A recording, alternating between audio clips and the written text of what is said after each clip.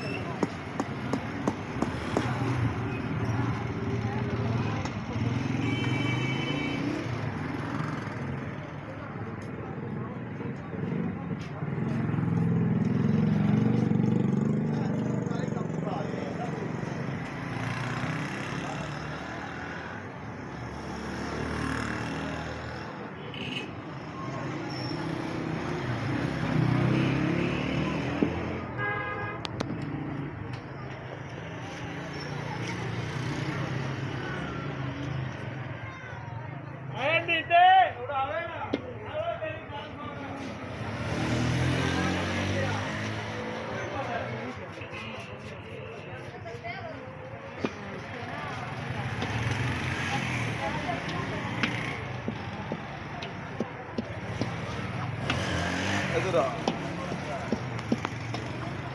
भाई को 20 रुपये दे।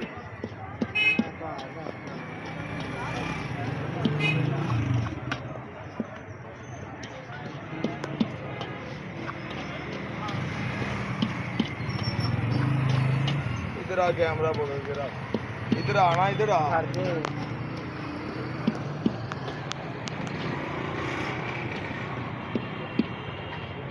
ये ले भाई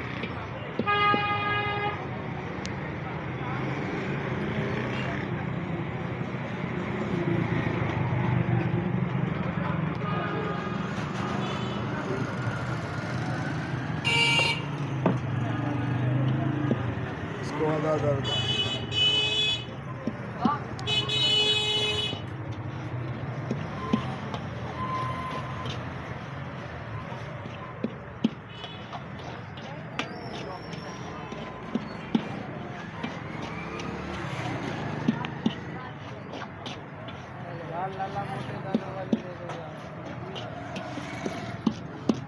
ले ले मोटे दाने वाले। तो भाई नेट पे आपकी वीडियो जानी है, नमक लगा ले, नमक लगा ले, और नमक लगा ले, मैंने नमक वाला खाना है यार। वो लगा देंगे आपको, लगा देंगे।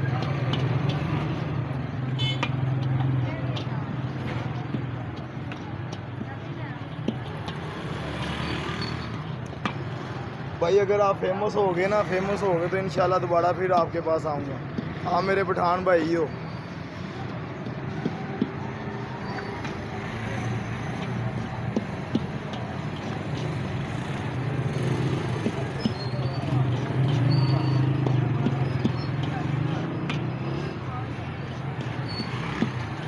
ये बाहर के लोग भी आपकी वीडियो देखेंगे। हाँ जी, ये सिट्टे के साथ क्या कर रहा है भाई।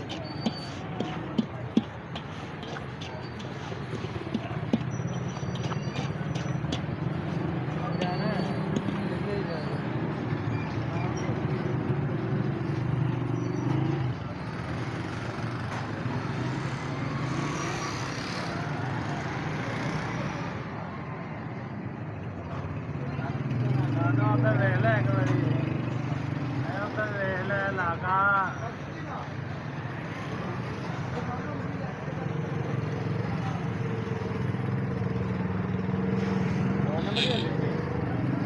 ਹਾਂ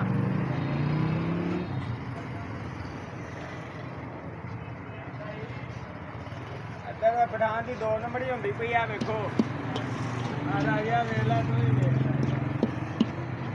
ਪੁੱਛੇ ਸਿੱਧੇ ਭੁੰਨੀ ਜਾਂਦਾ ਪਠਾਨ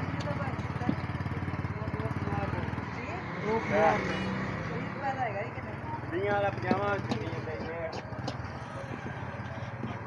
ਭਾਈ ਗੱਡੀ ਇੱਕੋ ਹੀ ਵੱਡੀ ਬਣਾਈ ਆ ਤੇ ਇੱਕੋ ਵਾਲੀ ਛੱਡ ਦੇ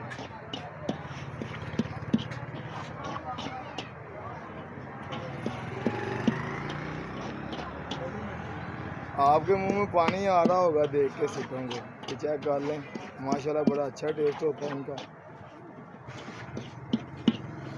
और टाइम भी बड़ा लगता है ऐसे इसको तैयार करने में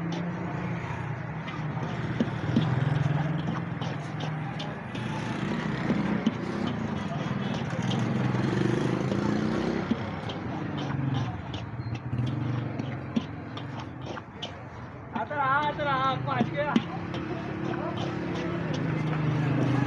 ਆ ਵੀ ਭਾਈ ਦਾ ਖਾ ਭਾਈ ਦਾ ਸ਼ੀਰ ਤੇ ਹੈ ਇਹ ਤਾਂ ਕੋਲੋਂ ਤੇਰੀ ਵੀਡੀਓ ਬਣਾਵੇ ਉੱਧਰ ਕੋਲੋਂ ਚਾਬੀ ਦੇ ਕਿੱਥੇ ਜਾਂਦਾ ਖਾਨ ਭਾਈ ਦੀ ਕਿਉਂ ਹੈ ਆਹੋ ਫੇਮਸ ਹੋ ਗਿਆ अच्छा जी वीडियो अच्छी लगी है